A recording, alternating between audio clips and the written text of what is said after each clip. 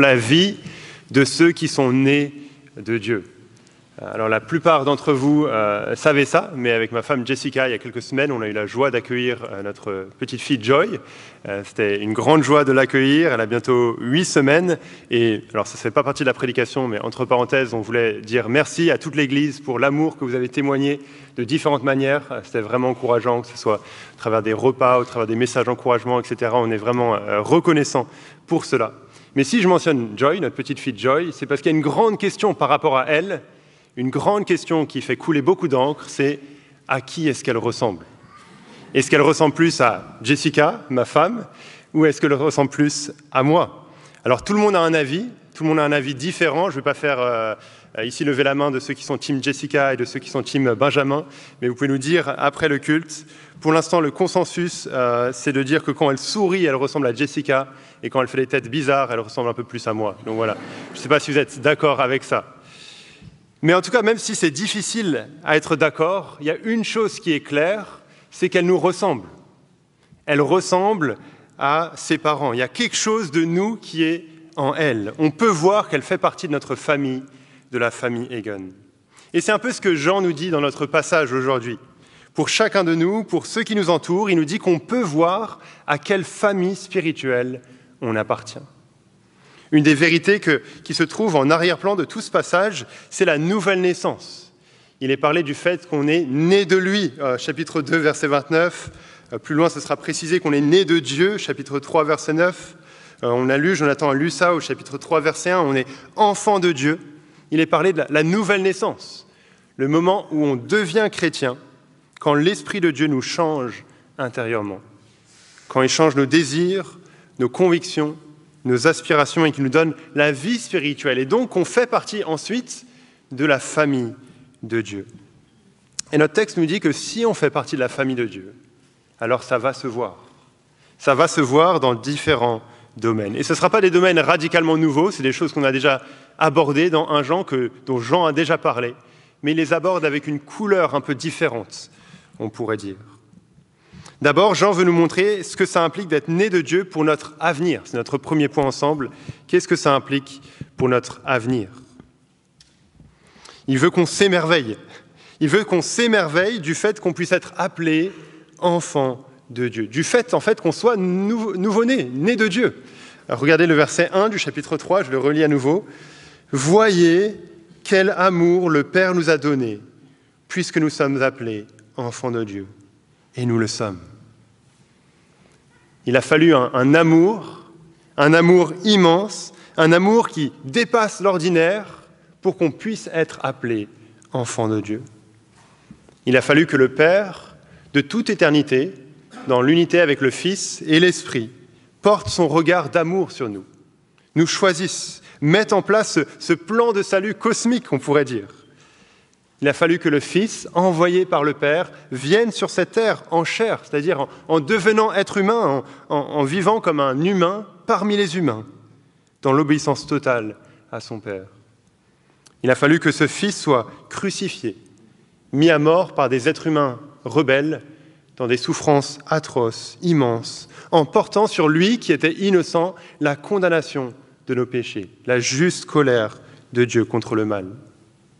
Il a fallu que ce Fils revienne à la vie, ressuscité, vainqueur, monte à la droite du Père pour que l'on soit réellement juste devant Dieu. Il a fallu que le Père et le Fils envoient l'Esprit dans nos cœurs pour appliquer ce salut à nos âmes, pour nous donner justement la nouvelle naissance. C'est un plan cosmique de l'éternité passée jusqu'à l'éternité future où Dieu est celui qui agit, où Dieu est celui qui décide, où Dieu est celui qui planifie. Et où nous sommes ceux qui recevons, ceux qui bénéficions, sans rien avoir mérité, par pure grâce. Et en raison de cette grâce, on est appelé enfants de Dieu. Voyez quel amour le Père nous a manifesté pour qu'on soit appelé enfants de Dieu. On doit être émerveillé devant ça, ça sort de l'ordinaire.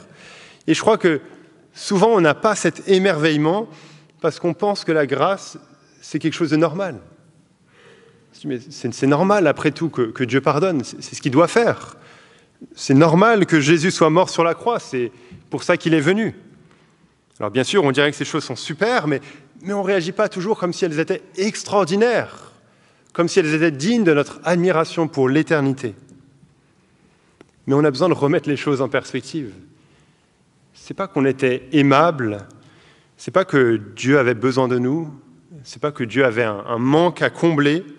Il aurait pu vivre tout le temps, sans nous, de toute éternité jusqu'à l'éternité future, en nous laissant morts dans nos péchés, sous sa juste condamnation, et personne n'aurait pu dire que c'était injuste, ça aurait été tout à fait juste. Ça, c'est ce qui était normal. Ça, c'est ce qui était mérité. Donc, ce n'est pas qu'on était perdus, errants, comme des victimes, comme des gens qui souffrent sans que ça soit leur faute et qui ont besoin d'aide, mais plutôt on était perdus et errants, comme des coupables, comme des gens qui s'étaient rebellés contre lui, qui ont tourné le dos à Dieu, qui ne voulaient rien à savoir de lui. Et c'est dans cette rébellion que Dieu est venu nous chercher. C'est dans cette rébellion que Dieu a manifesté sa grâce pour faire de nous ses enfants. C'est pour ça qu'on peut dire, voyez quel amour le Père nous a donné pour que nous soyons appelés enfants de Dieu.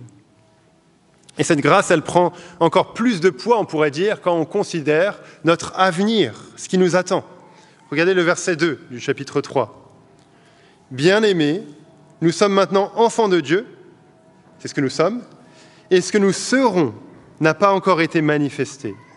Mais nous savons que lorsqu'il sera manifesté, nous serons semblables à lui, parce que nous le verrons tel qu'il est. » Il est parlé ici, quand il est dit « lorsqu'il sera manifesté », du retour de Jésus. Jésus va revenir. C'est ce qu'on a vu la semaine dernière. On a vu qu'on était dans la dernière heure, c'est-à-dire cette période depuis la résurrection de Jésus jusqu'au retour de Jésus, où il ne reste qu'un seul événement dans le calendrier de Dieu, le retour de Jésus pour juger les vivants et les morts.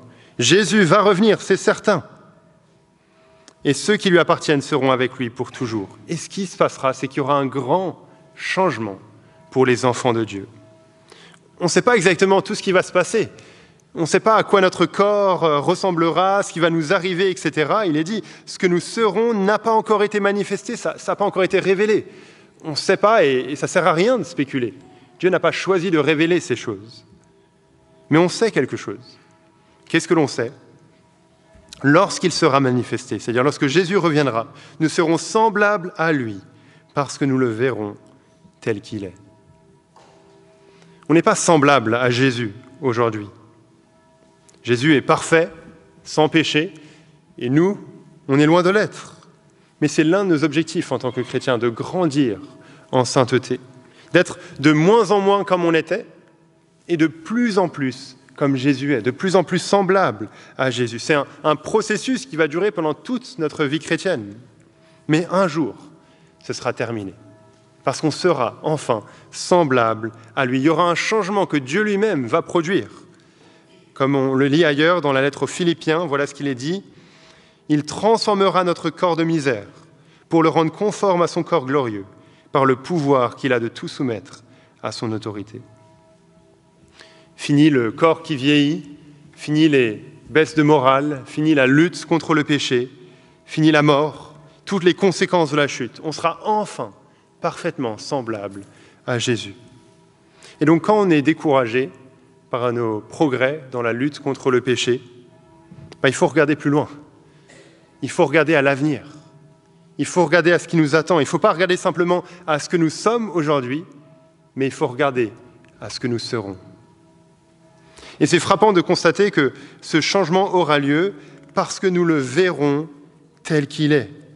C'est une vision tellement glorieuse que ça va produire la transformation. Alors, on pourrait dire beaucoup là-dessus. Si vous voulez creuser ce verset, vous pouvez venir me voir avec plaisir pour en parler. Mais on ne va pas dire plus maintenant pour avancer. Mais c'est une vision tellement glorieuse qui produit la transformation en nous. Et alors, qu'est-ce que ça implique, tout ça pour nous, aujourd'hui ? On voit le verset 3 du chapitre 3. « Quiconque a cette espérance en lui, c'est-à-dire en Jésus, cette espérance dont on a parlé, se purifie, comme lui, le Seigneur, est pur. » Si on a cette espérance si glorieuse, si on a cette espérance si merveilleuse, alors on se purifie déjà aujourd'hui. On devient déjà de plus en plus pur, comme Jésus. C'est-à-dire que le fait de savoir que c'est ça notre avenir, c'est ça qui nous attend, alors ça nous aide à nous préparer déjà aujourd'hui à aller dans la même direction, à lutter contre le péché, à grandir en sainteté, à être dès maintenant un peu plus proche de ce qu'on sera plus tard. Si vous savez que vous allez devoir déménager à long terme dans un pays qui a une culture vraiment totalement différente de la vôtre, une autre langue, des coutumes différentes, etc., vous savez que vous allez déménager là-bas pour y vivre, vous allez vous y préparer. Pendant les mois qui précèdent, vous allez vouloir apprendre quelques mots de la langue, apprendre la culture, apprendre comment les gens font, comment les gens se disent bonjour, ce que les gens mangent, etc., pour vous y préparer. C'est un peu la même chose en tant que chrétien d'une certaine manière, puisque c'est ça notre avenir, d'être sans péché, d'être ressemblant à Jésus. Alors dans le temps qui nous y mène, on veut déjà vivre comme cela, on veut progresser dans la même direction. Donc voilà ce que Jean veut dire pour ceux qui sont nés de Dieu par rapport à leur avenir, par rapport à notre avenir. Deuxièmement, Jean veut nous parler de notre rapport au péché, si l'on est enfant de Dieu, notre rapport au péché. D'abord, c'est notre deuxième point ensemble, donc dans les versets 4 à 10. D'abord, Jean veut qu'on comprenne bien ce qu'est le péché. C'est quoi le péché ? On sait en tant que chrétien que ce n'est pas une bonne chose, mais qu'est-ce que c'est vraiment ? Jean nous aide dans ce verset en nous donnant une définition de ce qu'est le péché. Regardez le verset 4. « Quiconque commet le péché commet aussi une violation de la loi. Et le péché, c'est la violation de la loi. » Péché, c'est transgresser la loi de Dieu. C'est aller à l'encontre de ce que Dieu définit comme étant bien et comme étant mal. Aller à l'encontre de ce que Dieu définit comme étant bien et comme étant mal. Parce que Dieu est le critère parfait de perfection, il est juste, il est saint, il est pur, et c'est Dieu qui est le mieux placé pour dire ce qui est mauvais et pour dire ce qui est bon, ce qui est juste et ce qui est injuste, ce qui est pur et ce qui est impur. C'est ça la loi de Dieu. C'est, on pourrait dire, le code de conduite pour les êtres humains que Dieu a créé. Péché, c'est jeter ce code de conduite à la poubelle. C'est le mettre de côté. C'est soit dire que Dieu s'est trompé, qu'en fait ce que Dieu a déclaré mauvais est bon, ou que ce que Dieu a déclaré bon est mauvais, ou alors c'est dire que ce que Dieu dit n'est pas important. Je fais quand même ce que Dieu a interdit, ou je ne fais pas ce qu'il m'a demandé. Et ça nous aide à comprendre la gravité du péché, la gravité de chaque péché. Comme on le dit parfois, c'est un être humain, un tas de poussière, qui se rebelle contre le Créateur de l'univers. Quelle gravité, quelle offense. Et donc on ne doit pas se tromper quand on parle du péché.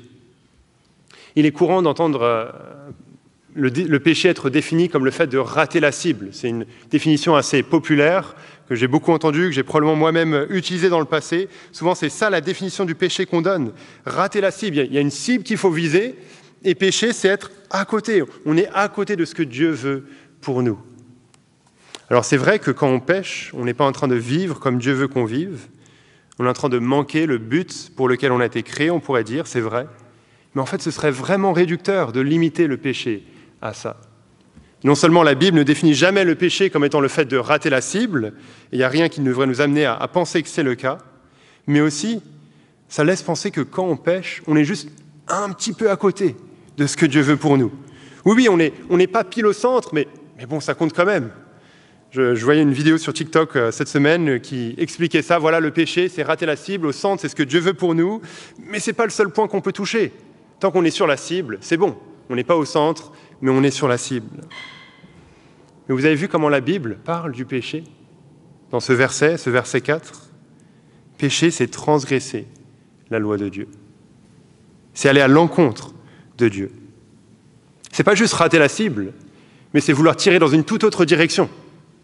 C'est vouloir tirer à côté de la cible, vouloir faire ce que nous on veut et rejeter ce que Dieu veut. Le péché n'est pas un manque, mais c'est explicitement aller à l'encontre de ce que Dieu veut. Le péché, c'est un acte de rébellion. Et donc on doit résister aux tentations de redéfinir le péché, de le rendre moins grave que ce qu'il est. Parce qu'on peut être tenté de transformer le péché en quelque chose dont on est victime, comme si ce n'était pas notre faute. Alors oui, bien sûr, le péché, même s'il le péché peut avoir des circonstances et des conséquences qu'on ne maîtrise pas, mais on doit toujours garder en tête que le péché que l'on commet est notre responsabilité. vient de nous-mêmes, de notre propre volonté. Ou on peut être tenté de dire par rapport à certains péchés, mais c'est mon caractère, j'y peux rien, je suis comme ça, pour justifier la colère, justifier le mépris des autres, justifier la jalousie, l'envie, au lieu de reconnaître que ce sont des actes de rébellion dont on est coupable. Attention également à ne pas encourager nos enfants à minimiser le péché. Je lisais cette semaine un article d'un psychologue chrétien qui disait combien c'est facile de dire que tel ou tel comportement de notre enfant a des raisons psychologiques derrière. Ce n'est pas de sa faute, au lieu de voir la rébellion dans le cœur de l'homme. Comprenons donc la nature du péché. Le péché s'oppose à Dieu. Mais c'est ça qui nous amène à la suite, à l'œuvre de Jésus, que ces versets mettent en avant. Pourquoi est-ce que le Fils de Dieu, le Fils éternel de Dieu, est venu sur terre? Pourquoi est-ce qu'il est venu en chair? Il a revêtu la nature humaine. On a la réponse au verset 5, chapitre 3, verset 5. « Or, vous le savez, lui, le Seigneur, est apparu pour ôter les péchés, et il n'y a pas de péché en lui. » Jésus est venu pour régler le problème du péché. Quelqu'un le dit comme ceci, « Si le péché s'oppose à Dieu, l'œuvre de Jésus s'oppose au péché. » Le péché s'oppose à Dieu, c'est ce qu'on a vu, mais l'œuvre de Jésus, elle s'oppose au péché. Jésus a fait ça en vivant une vie parfaite. Ce passage le répète à plusieurs reprises, que Jésus est sans péché, il est juste, il n'y a pas de péché en lui. Il a toujours vécu dans l'obéissance parfaite à Dieu, en faisant constamment la volonté de Dieu. Et Jésus a fait ça par sa mort sur la croix, en prenant sur lui la condamnation de nos péchés, en apportant le pardon à des coupables. Mais l'œuvre de Jésus sur la croix, sa résurrection d'entre les morts, ont un impact encore plus grand que cela, encore plus cosmique que ça, on pourrait dire. Si on regarde le verset 8, la fin du verset 8, il est dit que le Fils de Dieu est apparu afin de détruire les œuvres du diable. L'œuvre de Jésus a porté un coup mortel au péché et un coup mortel au diable qui est à l'origine du péché. Jésus a dépouillé le diable par sa mort sur la croix. Il a dépouillé l'ennemi de Dieu de sa force. Il a remporté la victoire finale et définitive. Alors pourtant, on peut se dire, mais on lit ça, mais c'est vrai que le péché continue toujours. Le diable est toujours à l'œuvre. Il ne semblerait pas, à première vue, que Jésus ait détruit le péché, que Jésus ait détruit les œuvres du diable. Mais on doit réaliser que la victoire a été acquise à la croix. Mais la capitulation finale reste encore à venir. C'est qu'une question de temps. Une image que quelqu'un utilise, Don Carson utilise cette image, il dit c'est comme comparer le jour du débarquement pour la Seconde Guerre mondiale, en juin 1944, le moment où les troupes alliées ont débarqué en France, et l'armistice qui a eu lieu seulement un an après la fin officielle de la guerre. Il y a encore eu des combats entre ces deux périodes, il y a encore eu la guerre. Mais le jour du débarquement, même si la guerre n'était pas encore officiellement finie, c'était la seule issue possible. La défaite ou la victoire pour les Alliés, on pourrait dire, était sûre et certaine. C'était qu'une question de temps. La mort de Jésus sur la croix, c'est comme le jour du débarquement. Et le retour de Jésus, c'est comme l'armistice, la fin de la guerre. Depuis que Jésus est mort sur la croix, depuis qu'il est ressuscité d'entre les morts, le diable n'a plus aucune chance. C'est terminé. La victoire est acquise, même si on ne le voit pas encore. C'est qu'une question de temps. Et donc, quand on est découragé par rapport à notre lutte contre le péché, on en a parlé, oui, on peut regarder à l'avenir qui nous attend, à ce qui arrive. Il n'y aura plus de péché, on aura une relation pleine et entière avec Dieu. Mais on peut aussi regarder au passé pour réaliser à quel point cet avenir est sûr et certain. La victoire a été acquise par Jésus sur la croix, et donc la fin va arriver. C'est plus qu'une question de quelques minutes sur l'échelle de l'éternité. Et si Jean nous dit tout ça, si Jean met en avant la nature du péché et combien l'œuvre de Jésus s'oppose au péché, c'est pour souligner à quel point, pour ceux qui sont nés de Dieu, leur rapport au péché a changé. En fait, Jean nous dit dans ces versets qu'il n'y a que deux familles possibles. Soit on est enfant de Dieu, soit on est enfant du diable. Et ce qui prouve à quelle famille on appartient, ce que nous dit Jean, c'est notre manière de vivre. Comme on l'a vu au début, on ressemble à notre famille, c'est normal. Il y a le même contraste qui est répété à plusieurs reprises dans ces versets. Par exemple, verset 6, « Quiconque demeure en lui, en Jésus, ne pêche pas. Quiconque pêche ne l'a pas vu et ne l'a pas connu. Début du verset 8, celui qui commet le péché est du diable, car le diable pêche dès le commencement. Verset 9, quiconque est né de Dieu ne commet pas le péché, parce que la semence de Dieu demeure en lui, et il ne peut pécher puisqu'il est né de Dieu. Donc il y a un contraste vraiment fort, il n'y a que deux options possibles. Soit on pratique la justice et on fait partie de la famille de Dieu, soit on vit dans le péché, on pratique l'injustice, et donc on est dans la famille de l'ennemi de Dieu, le diable, ce qu'on est tous par nature. Mais il faut bien comprendre ce qui est dit ici. Ce n'est pas qu'on devient enfant de Dieu en faisant le bien, ou qu'on devient enfant du diable en faisant le mal. C'est plutôt que notre comportement prouve à quelle famille on appartient déjà. Regardez le verset 10. C'est par là, par notre manière de vivre, que se manifestent les enfants de Dieu et les enfants du diable. Quiconque ne pratique pas la justice n'est pas de Dieu, non plus que celui qui n'aime pas son frère. C'est par là, c'est-à-dire par notre réaction vis-à-vis du péché, qu'on voit à quelle famille on appartient.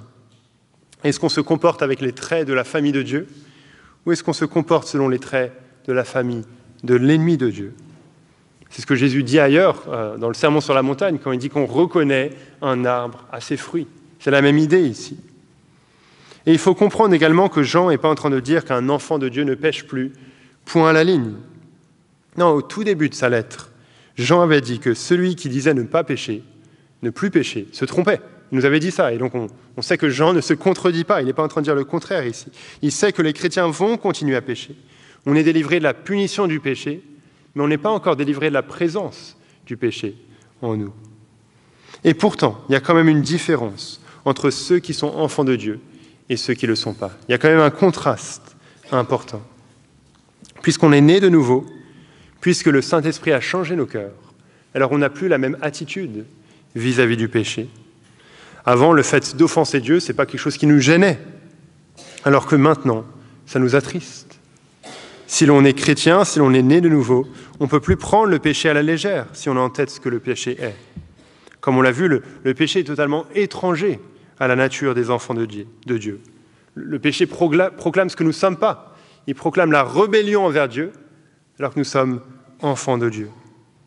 Et donc, ce n'est pas que le chrétien ne pêche plus, ce n'est pas qu'on va arriver dans cette vie à un moment où on ne luttera plus avec le péché, où on n'aura plus la présence du péché en nous, mais c'est qu'on n'a plus la même attitude vis-à-vis du péché. On ne voit plus le péché de la même manière. Et donc, dans un sens, ces versets sont un avertissement. Si quelqu'un dit croire en Jésus, si quelqu'un dit être enfant de Dieu, alors qu'il vit dans l'injustice, alors qu'il vit dans le péché, sans en être gêné, sans chercher à s'en débarrasser, sans le confesser, alors il se trompe. Sa manière de vivre prouve qu'il n'est pas enfant de Dieu, qu'il n'a pas connu la nouvelle naissance, qu'il est toujours dans l'autre famille, celle à laquelle on appartient tous par nature.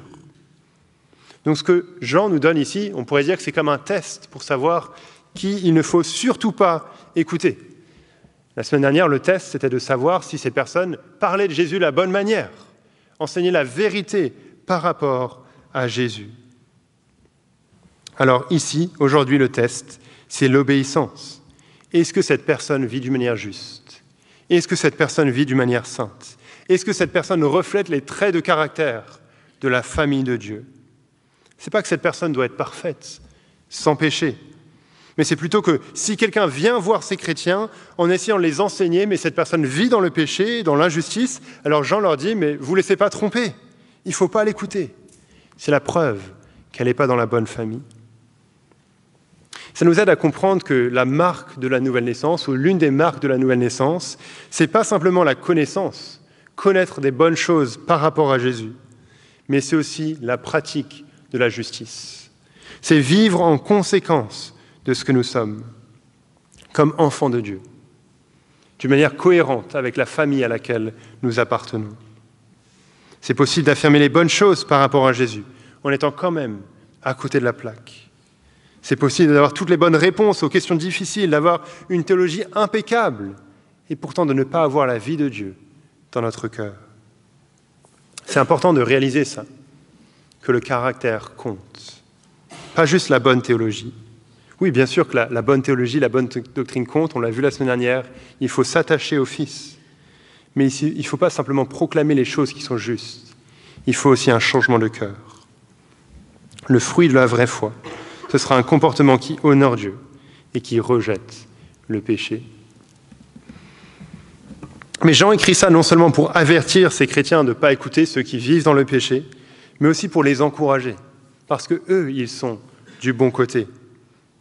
Ces versets ne sont pas écrits pour qu'on vive dans l'introspection à chaque moment de la journée, en se disant « mais je continue à pécher, même si j'en ai pas envie. Peut-être que je ne suis pas dans la famille de Dieu. » Et ça peut tourner dans notre tête, et le doute devient de plus en plus grand. Mais selon ces versets, la limite est claire. Il n'y a pas besoin de réfléchir trop longtemps. Le fait qu'on soit attristé par le péché, qu'on veut le rejeter, c'est la preuve que notre attitude vis-à-vis du péché a changé. C'est un signe de la grâce de Dieu à l'œuvre. C'est la preuve que le Saint-Esprit nous a donné un nouveau cœur. Parfois, on peut être découragé, surtout peut-être au début de notre vie chrétienne, parce qu'on a l'impression de plus pécher qu'avant. Encore plus qu'avant, on a l'impression, on se dit, mais est-ce que je peux être chrétien et pécher autant ? En fait, ce n'est pas nécessairement qu'on pêche plus, mais c'est qu'on est plus conscient qu'on pêche. Vous voyez ce que je veux dire ? Ce n'est pas qu'on pêche plus, mais c'est qu'on est plus conscient de ce que l'on fait. Avant, le péché, ça ne nous faisait rien, ça ne nous attristait pas, ça ne nous gênait pas. On n'avait aucune catégorie pour le péché. Mais maintenant, le péché nous dérange. On ne veut plus pécher. On en est conscient.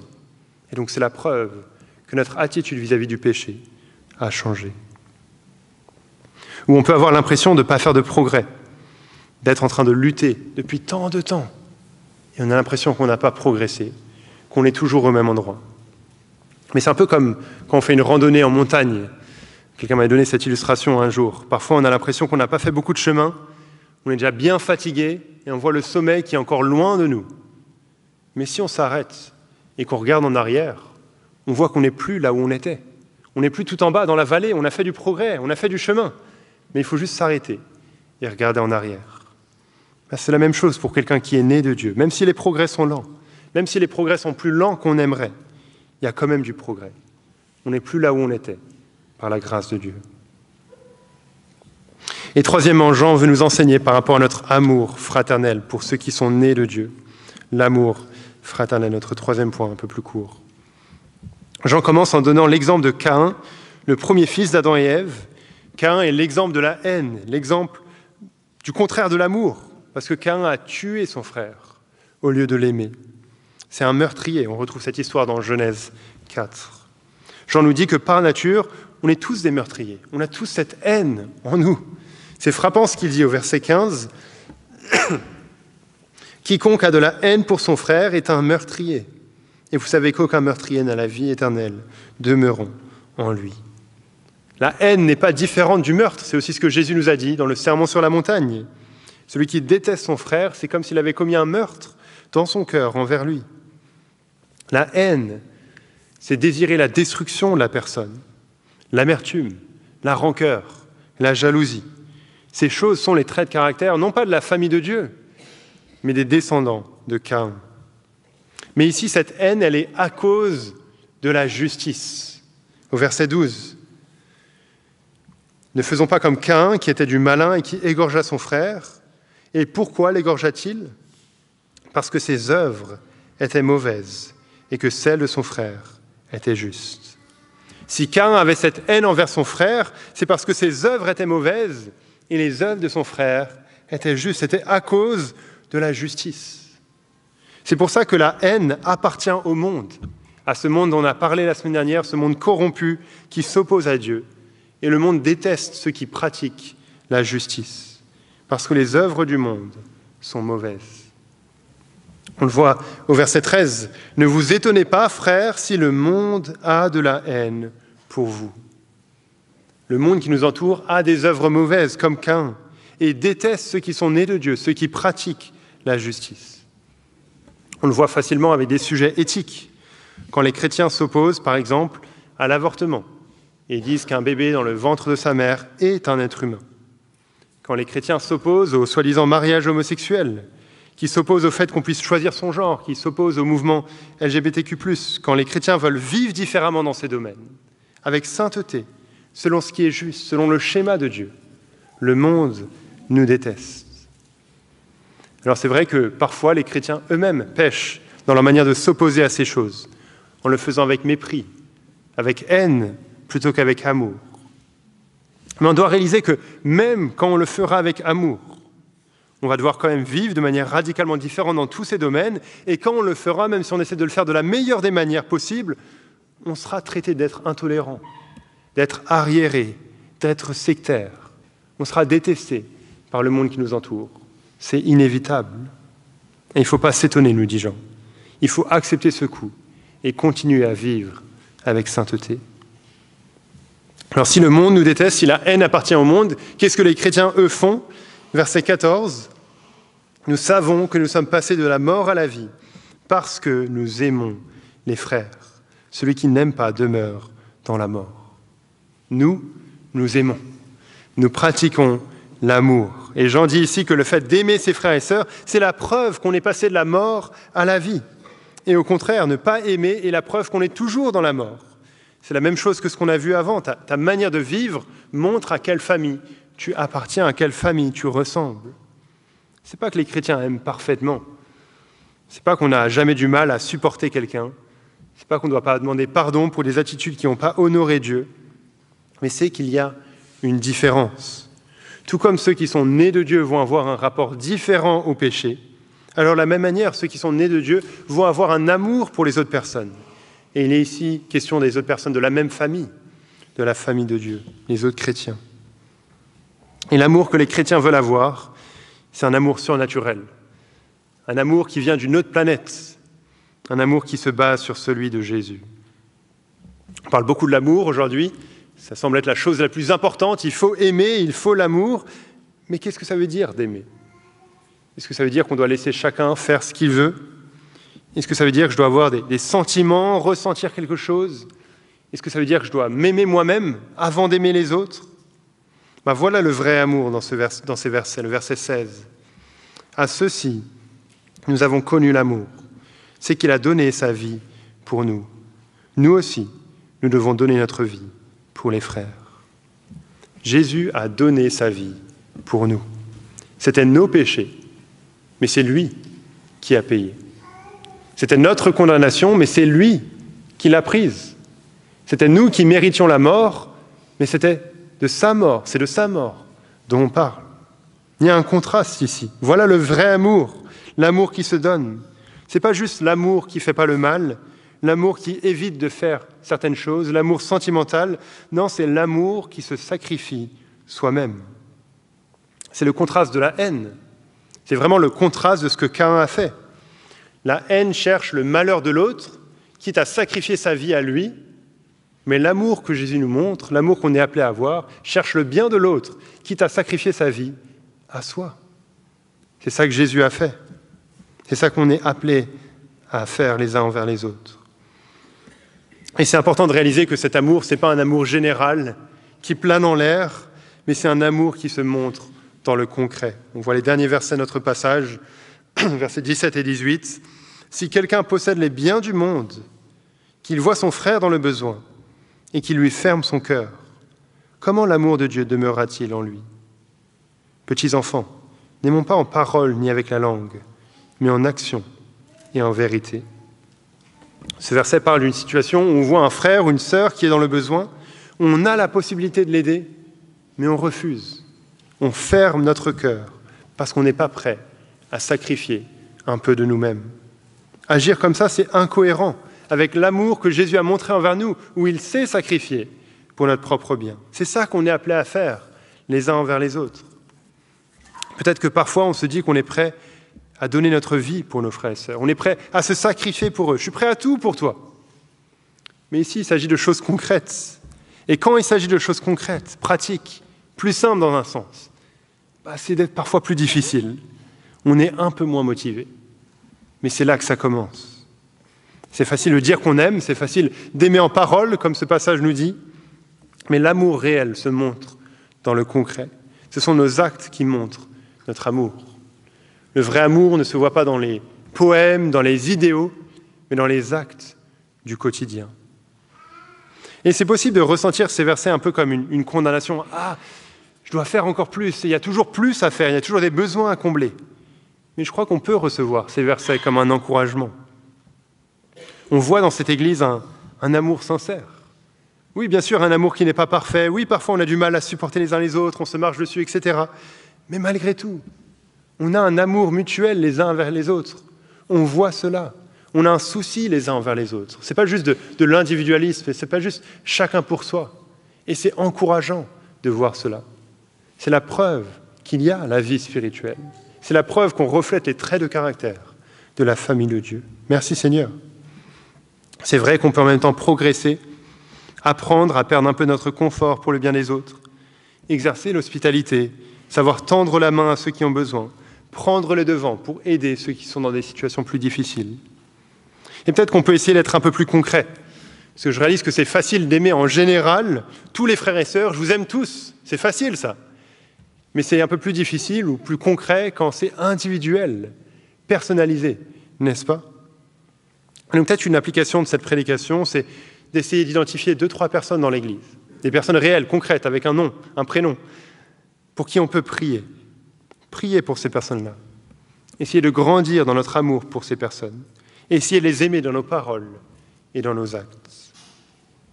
Parce que Jean nous dit que c'est ça, les traits de la famille de Dieu. C'est ça que va produire le fait d'être né de Dieu. Un avenir glorieux, comme on l'a vu, un rapport différent au péché et un amour les uns pour les autres. Alors oui, alors qu'on termine, on est tous à des stades différents sur ce chemin. Il y a des hauts et il y a des bas. Et parfois, on a l'impression qu'il y a plus de bas que de hauts. On a l'impression qu'on ne va jamais y arriver. Et j'aimerais vous lire une citation de John Newton, qui est un bon moyen de conclure gentiment. Voilà ce qu'il dit. « Je ne suis pas ce que je devrais être. Je ne suis pas ce que je pourrais être. Je ne suis pas ce que je voudrais être. Je ne suis pas ce que j'espère être. Mais je ne suis plus ce que j'étais. Un enfant du péché, un esclave du diable.